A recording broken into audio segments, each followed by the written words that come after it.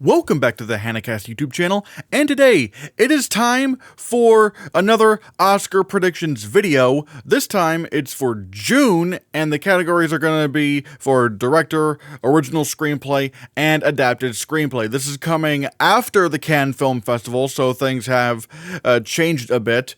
And let's just start off with best director. All right, see, this is tough. Like, right now, I'm still gonna go with Sinners winning Best Picture, and if that's gonna happen, Ryan Coogler would win Best Director. But again, who knows what's gonna happen? Like, is Sinners gonna really continue this kind of, momentum throughout the season? I don't know. Maybe.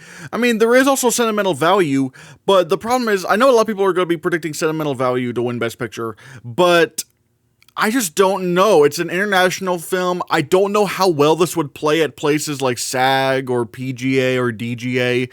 See, because that's kind of tough. And it's not, I don't think it's going to be eligible for the Writers Guild Awards. So, like, this would probably have to win SAG alone, and that's kind of a risk.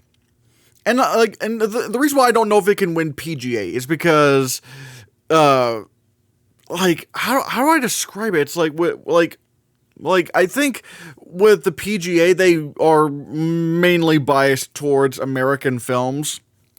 And, for example, what was it? 1917 won PGA over Parasite. Green Book won PGA over Roma. So it's like, and it's already really rare for international films to get nominated at PGA. So for sentimental value to be the first one to win, I just don't know. Now, I don't know. And director, that's also a very tall order. Because again, you typically want to be a larger scale film. Even Parasite was somewhat larger scale, even though that didn't win director. But, and one could argue, well, what about Anora? Anora had like a whole narrative behind, Sean Baker and how he'd been making movies for a long time, in indie movies, and this is finally his time to shine. I don't think Joachim Trier has that kind of a narrative, so I just don't know. So I'm gonna right now go with Sinners. Now, granted, again, Sinners is in a weird situation, because, I don't know how well it's gonna perform at BAFTA, but as long as Sinners gets nominations for picture, director, and original screenplay at BAFTA, then I do think it can still get in, or, win big at the Oscars. It doesn't need to win those awards at BAFTA. It doesn't need to win them. Hell, I would probably say Joachim Trier and Sentimental Value could probably take the top prizes over at BAFTA. But as long as Sinners is nominated for those categories, I think it could still be safe at the Oscars. I think it can still be safe.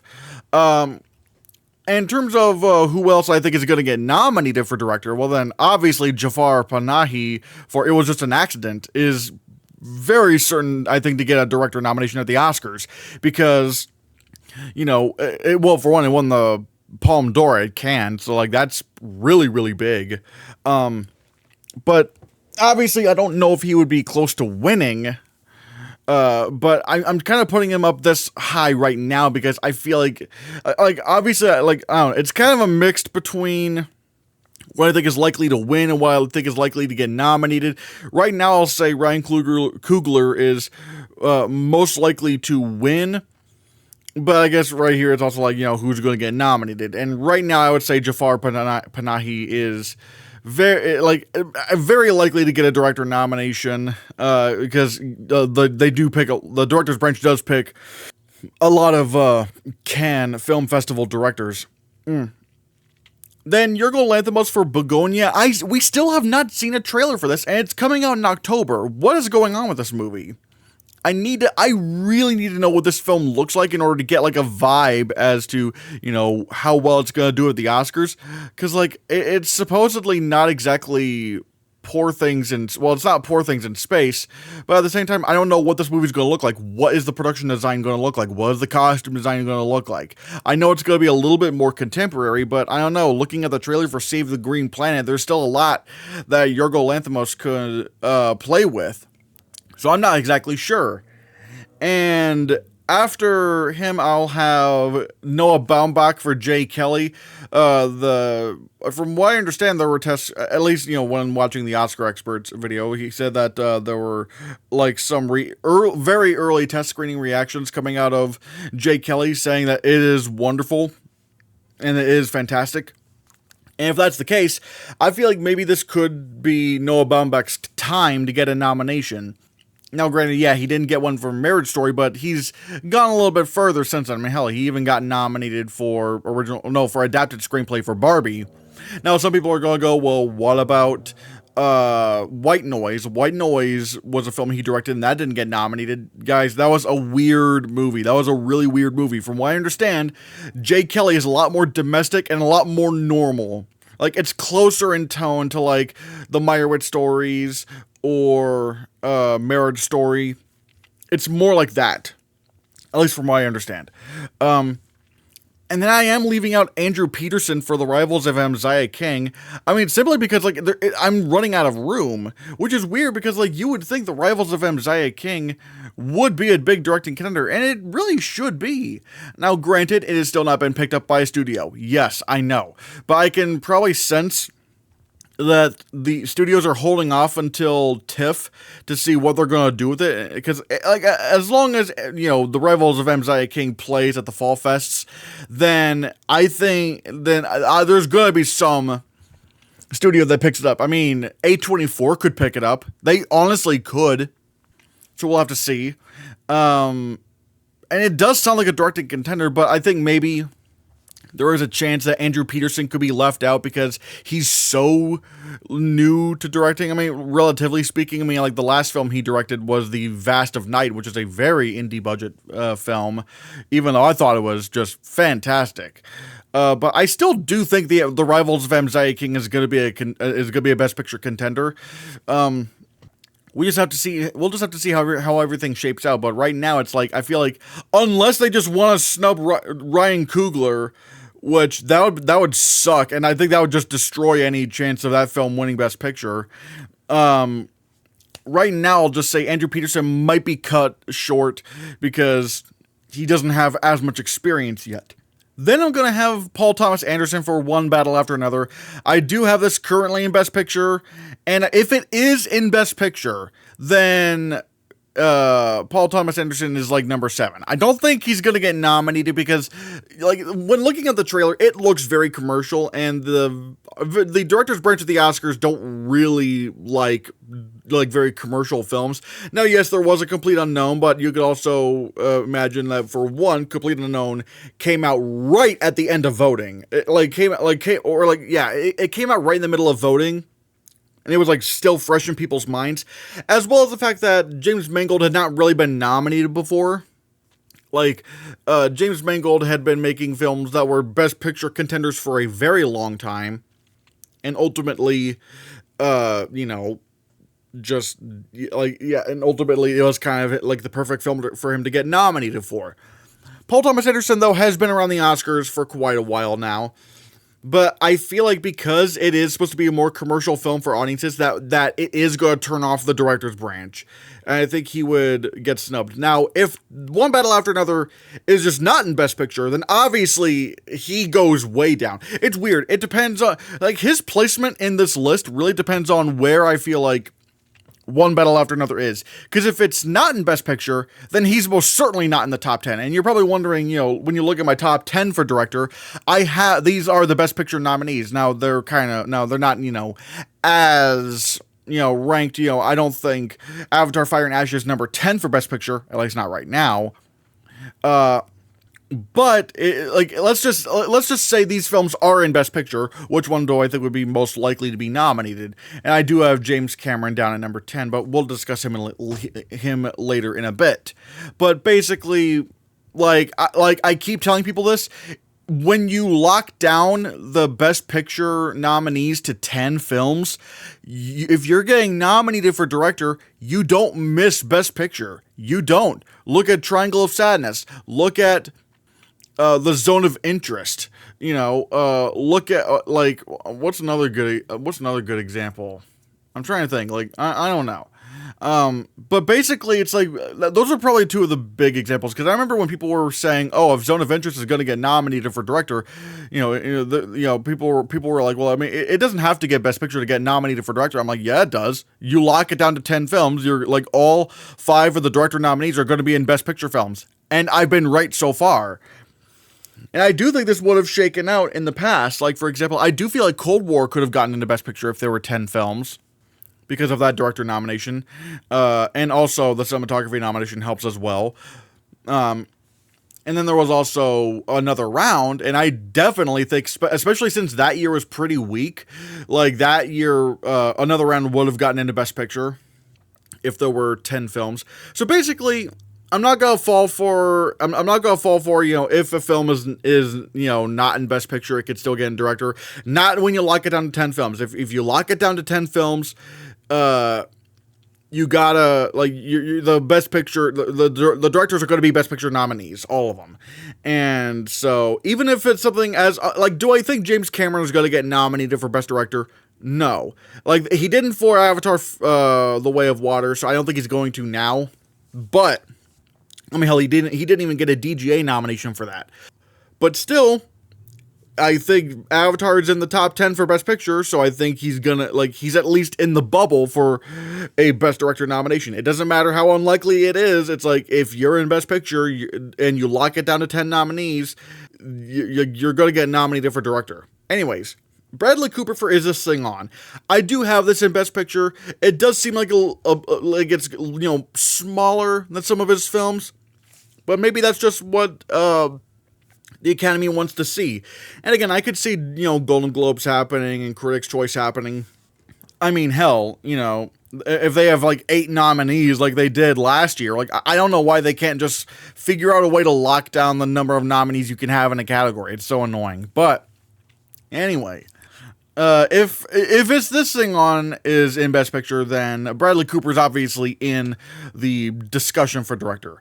Scott Cooper for Deliver Me From Nowhere. See, this is interesting because I don't this film could very well not be in Best Picture. It could miss out, because Scott Cooper has not really directed a Best Picture film before, and his films have been kind of hit or miss, aside from Crazy Heart. So I honestly don't know why I'm still going with Deliver Me From Nowhere, but I guess the potential is still there. You still have Jeremy Allen White in contention for lead actor. So we'll have to see. And I've already talked about James Cameron for Avatar: Fire and Ash. He could probably get a Golden Globe nomination, and probably at the bare minimum, Critics' Choice is going to nominate him. Actually, I wonder if the Golden Globes will, nominate James Cameron. I mean, granted, by the time the Golden Globes start, or by the time voting starts, it's probably going to be in the middle of Avatar: Fire and Ash coming out. So he could just get nominated, but at Critics' Choice, it's most certain he'll get nominated for that. Then I have Edward Berger for The Ballad of a Small Player. See, this is where we get into the outside skirts of Best Picture, and it's kind of like a free-for-all at this point. Edward Berger for The Ballad of a Small Player. I really need to see a trailer for this. I need to see a trailer for this film to see if it's actually going to be a Best Picture thing, because I have no idea what to do about this. Because, granted, Edward Berger has been pretty good with the Oscars so far, with All Quiet and Conclave, but this is very different. It's much more small scale than those two films, so I don't know what's going to become of it. Mike Flanagan for The Life of Chuck. I do think if The Life of Chuck were nominated for Best Picture, he would come along with it. But the problem is, Neon already has sentimental value, and it was just an accident. So, I don't know. I don't know about that. I don't think that's happening now. But again, I guess, and the reviews are good so far. Let me look. Alright, so this is interesting. The Life of Chuck currently has an 81% on Rotten Tomatoes with an average rating of 7.7 out of 10. Now, that doesn't sound too great for a Best Picture nominee, But again, I really want to see how the audience reacts to this as well as the box office. Because it could be like Elvis, where Elvis, didn't get the best critic reviews. It got 77% of Rotten Tomatoes with a 6.9 average rating. But the audiences absolutely ate it up. They gave it, they gave it a 94% and it blew up the box office. I wonder if The Life of Chuck could do that. I mean, it's still one TIFF. That's got to mean something. So we'll have to see. Maybe it wouldn't get nominated for direct. Maybe it would not get a director nomination. I don't know. But again, it's already the Neon already has 2 films in Best Picture right now, and I don't think they could squeeze a third in. Then we get to Masha Shalinsky for Sound of Falling. Now, this did premiere at Cannes. It is one of the more acclaimed films from Cannes, and I am very curious to see how it would do. Well, again, we will have to see how that all transpires.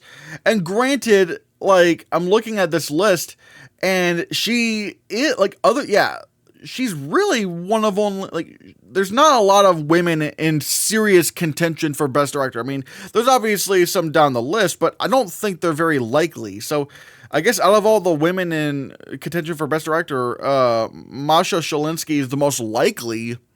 But I really would need to see how well this film does as a whole. I'm not even sure when it's releasing. But I think this would have to be a film that the Globes and BAFTA would have to go with, I think. And yeah, even with reviews, Sound of Falling has a 94% on Rotten Tomatoes with a 7.9 out of 10.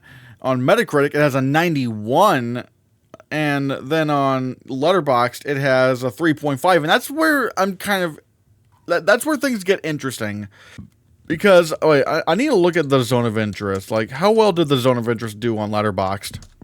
Okay, it got a 3.9, so, yeah, and let me check IMDb. Currently, Sound of Falling has a 7.0 on IMDb, but what about the Zone of Interest? How well did that do? 7.3. It did moderately better. So again, yeah, that it is very tough. It is very tough. So I'm not exactly sure where Sound of Falling is gonna be at the end of the day. But again, we'll have to see. We will have to see. It is but yeah. Actually, what I think it's Mubi. I think Mubi is doing Sound of Falling, if I'm not mistaken. I don't know. It just says Studio Central. So, yeah, I'm not exactly sure.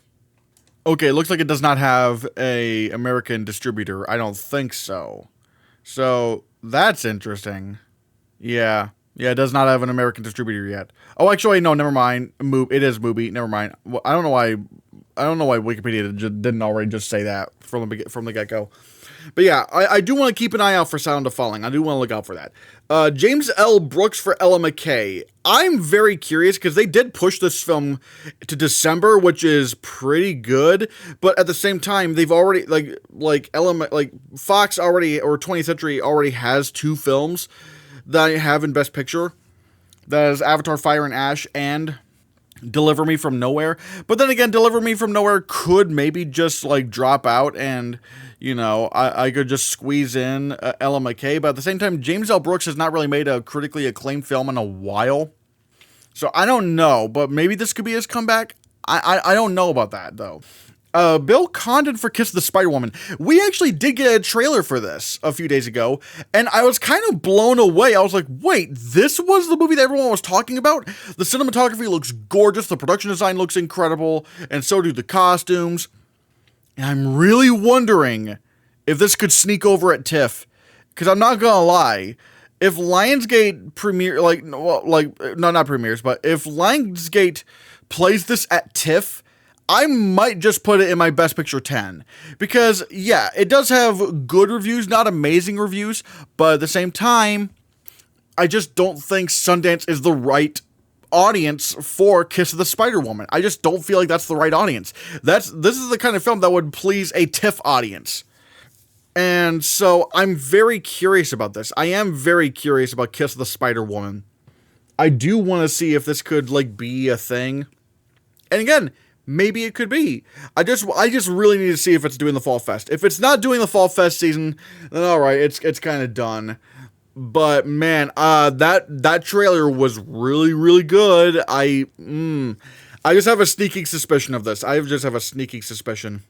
Hikari for Rental Family, I don't know. I'm still like kind of like, I still want to back off on Rental Family just for now, because like I've never heard of this director. They haven't really done that much in terms of film. Like, they have one film that has good reviews, but it wasn't like the most acclaimed thing on the planet. It is Searchlight that is that is distributing this film, and it has Brendan Fraser, but again, I don't know. And even if this film got into Best Picture, I don't think Hikari would get into director, so I don't know. Park Chan-wook for No Other Choice. See, this is interesting, because if this film does have the right reviews, then Park Chan-wook would absolutely get nominated for director. But the problem is that I don't know if the plot of the film sounds Oscar friendly. So I am a little bit hesitant. I need to see a trailer, or I need to see how people think of it when it comes to the fall, when it gets to the Fall Fest season.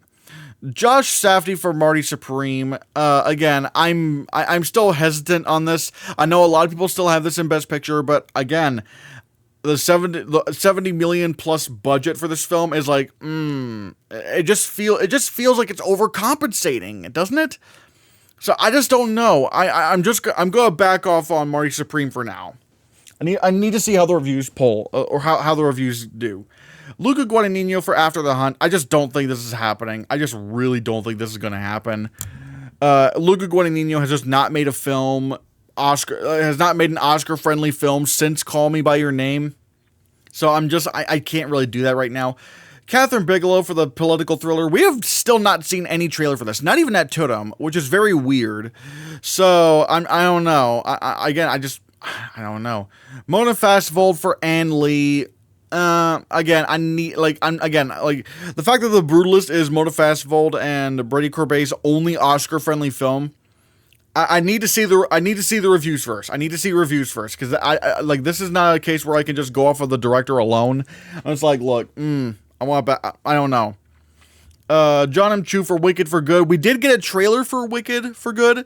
It does look amazing, but again, I'm still very hesitant on this because of the reaction to the first, the reaction people have to the second act. And for some reason, people think I hate Wicked. It's like, you didn't watch my videos at all. I thought the first Wicked was fantastic. And I just don't understand. Like, I've been saying that Wicked was a fantastic film. Hell, I would have preferred that to win Best Picture over Anora by a landslide. But I guess people are just stupid and don't want to read, or just watch the rest of the video. I don't know.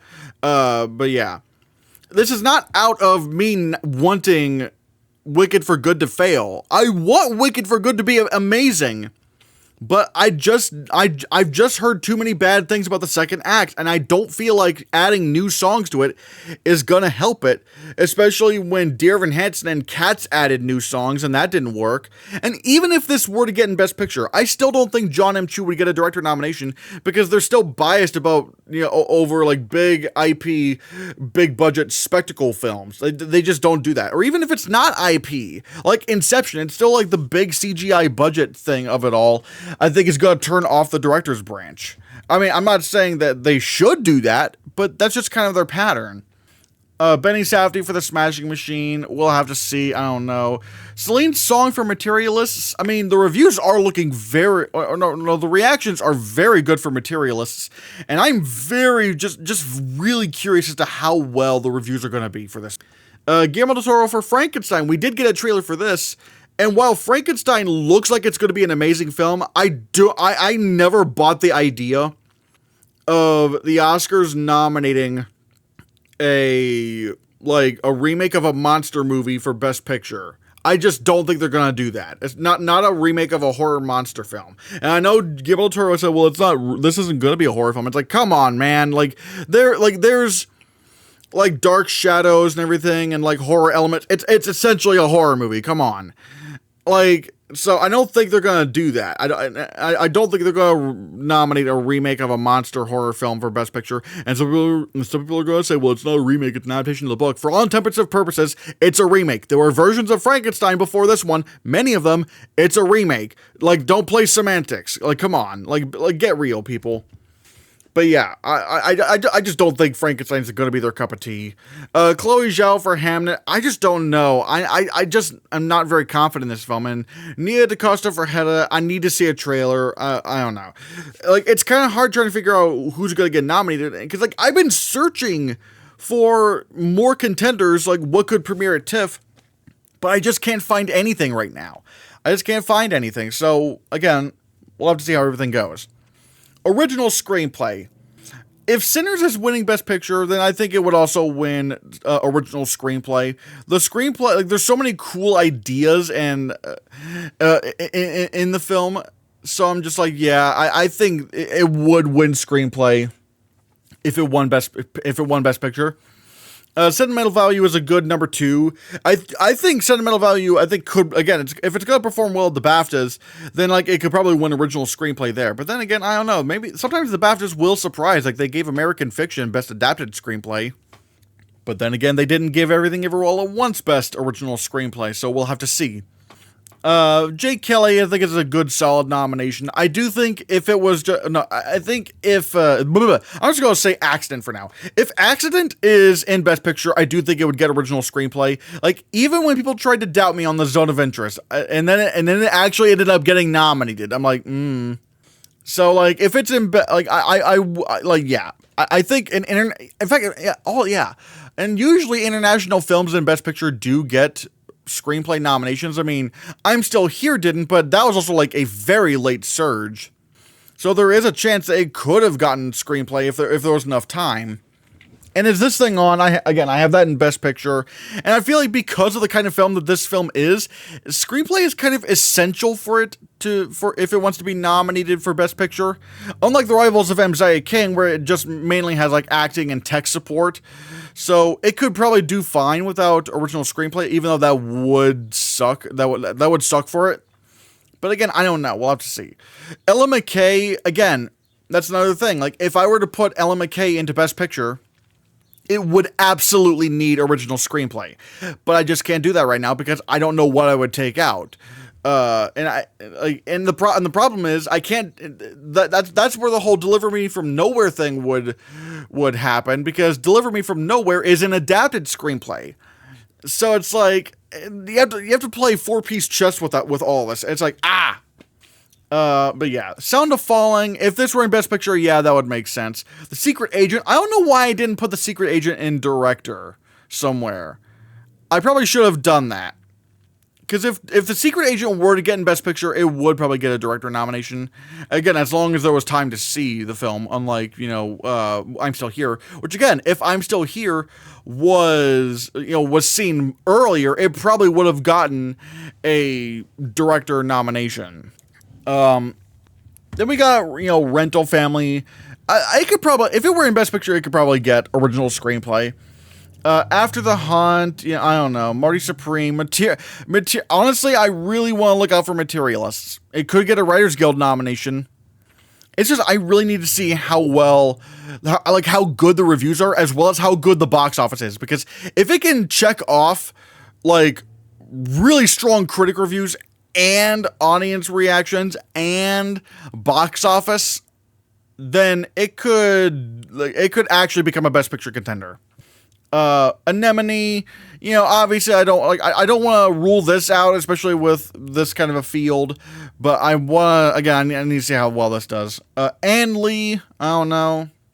The Smashing Machine, Catherine Bigelow film, we will have to see. I'm just not completely sure on that. Adapted screenplay. See, this is where I really tried looking for films. I really tried looking for them, because it really is slim pickings right now. It really is slim pickings. Right now, I'll go with Begonia winning, because it just makes the most sense to me right now. Because I don't think Deliver Me From Nowhere would win adapted screenplay. And if it's not in Best Picture, it's probably not going to get nominated for Adapted Screenplay. But then again, I don't know. One battle after another. This is kind of one of the reasons why I put it back into Best Picture, because it is an Adapted Screenplay contender, and this isn't really as crowded. So, and I'm not, and if I put one battle after another here, I'm not risking a studio having 3 movies in Best Picture. So, yeah. Wake Up Dead Man, it's going to get adapted screenplay, just like the other Knives Out movies. Well, the first Knives Out got original screenplay, but you know what I mean. And The Life of Chuck, I still think, even if it's not in Best Picture, it could probably still get adapted screenplay. Again, it's just not a very strong field. Because let's look at the other films. The Ballad of a Small Player. I mean, maybe, if it's in Best Picture, absolutely. But I need to see a trailer. What kind of movie is this? Is it gonna be like an Oscar contender? I just have no idea. Frankenstein could probably get a Writers Guild nomination, but again, I just don't think it's gonna be like a Best Picture thing at all. No Other Choice. Again, I need to see the reviews for this. That's the main thing, because I just don't know if the plot sounds Oscar friendly at all. Hamnet. Again, I don't know. Hedda. I don't know. Kiss of the Spider Woman. Even though I think it's more likely for Best Picture, I just don't think it's going to get nominated for screenplay. And same thing with Wicked for Good. Even if these movies are in Best Picture, I don't think they would get screenplay nominations, because stage musical adaptations don't really get nominated. Even people were trying to tell me, oh, come on, Wicked's going to get nominated. The first Wicked's going to get nominated. And I'm like, no, it's not. And then sure enough, it didn't get nominated because, and I keep telling people this, and no one wants to listen to me, like stage adaptations have a hard time getting into Best Picture due to like how I describe it. Usually when it comes to these kind of films, they stick very closely to the dialogue and story and pacing of the stage musical, or maybe not as much pacing, but they mainly stick to the dialogue as it was. And so basically, at least according to the writer's branch, it's sort of just kind of copy and pasting the dialogue. It's not really adapting that much. So that's why they don't really get nominated that much. Wicked didn't get nominated. Tick, Tick, Boom didn't get nominated. Dune. West Side Story didn't get nominated. What was it? Les Miserables did not get nominated. And even when it comes to films that aren't, musicals, if they are just stage adaptations that stick too closely to the dialogue, then the writer's branch is not going to be that impressed, because they're going to want to nominate something that has more originally made dialogue. And that's why they snub movies like The Whale, like The Tragedy of Macbeth. And people go, well, what about Chicago? What about The Father?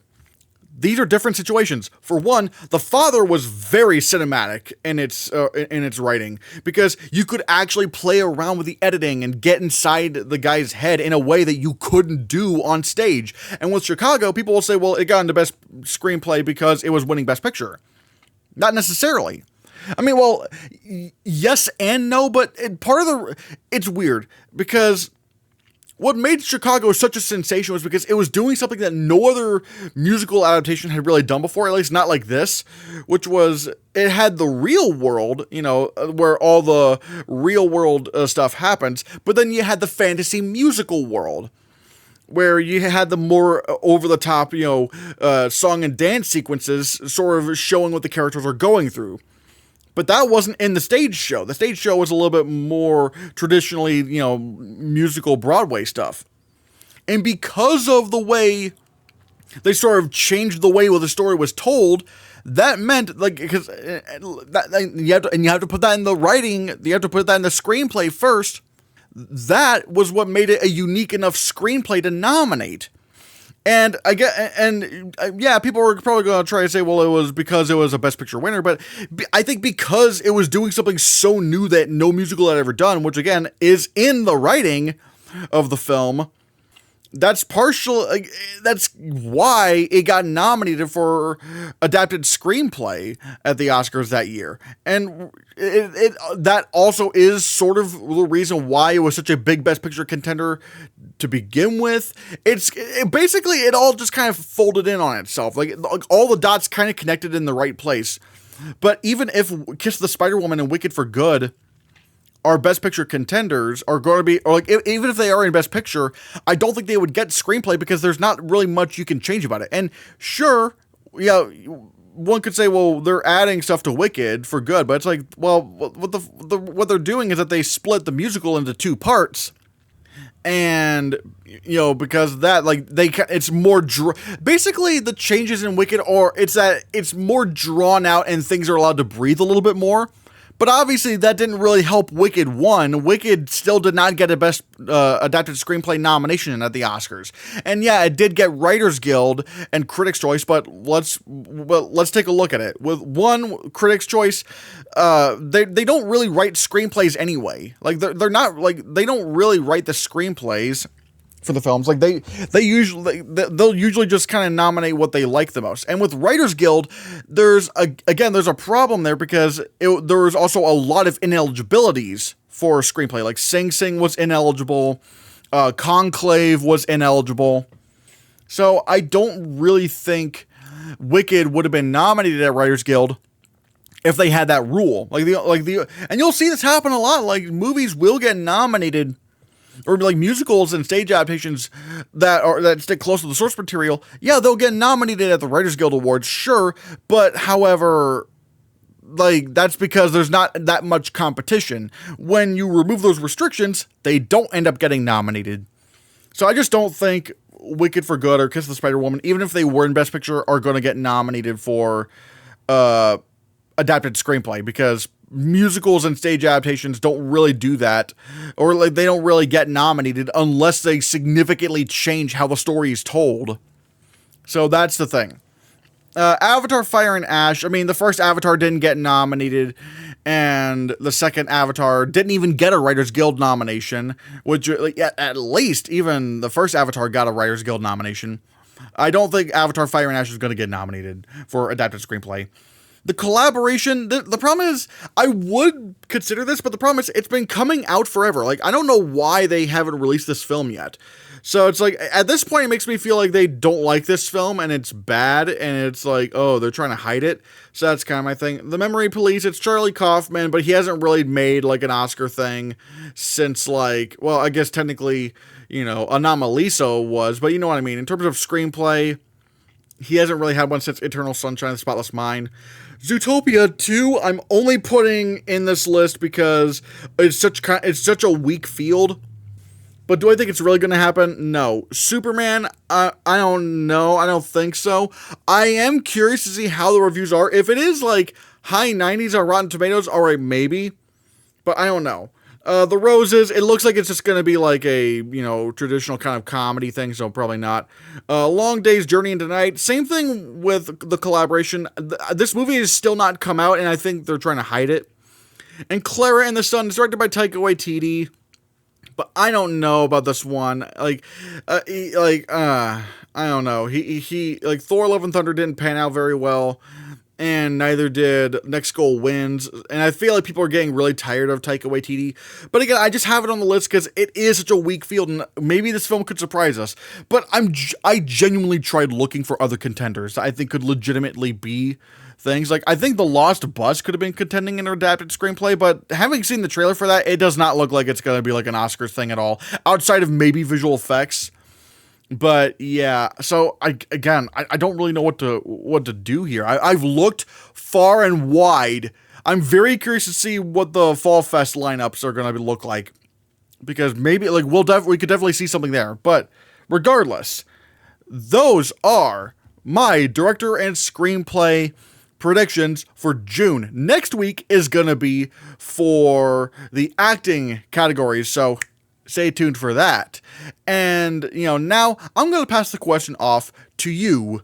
What are your director and original screenplay and adapted screenplay predictions? Let me know in the comments below what you think. And also, I do want to let you guys know that memberships are still open for this channel. For $2 a month, you can get, members only badges, emojis, live streams, videos, all sorts of cool stuff.